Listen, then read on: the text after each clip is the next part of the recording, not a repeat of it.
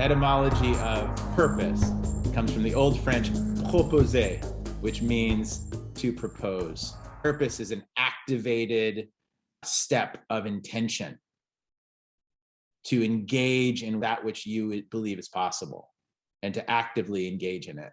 And that to me is where stories come in, because your stories help to you to gather your life, to gather your experience and hold those gems in a kind of like gem lined inscription of your own embodiment out in the world.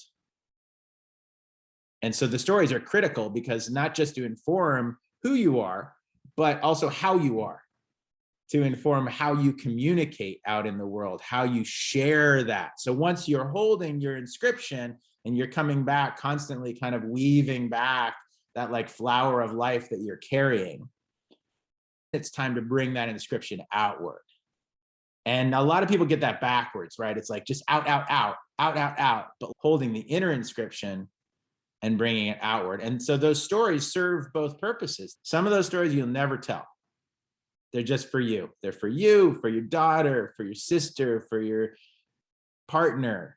But some of those really, they bridge outwards. And some of them do both. Sometimes they just hold them for a long time and something changes and you're ready to share it because another turn has happened. This idea of a collection of stories really comes back to holding that essence and applying it out in the world to further your purpose, your inscription, your medicine, to further the gifts that you have to bring in the world in a way that it brings energy back to you. Now, of course, it's not always going to come back to you. That's not the point.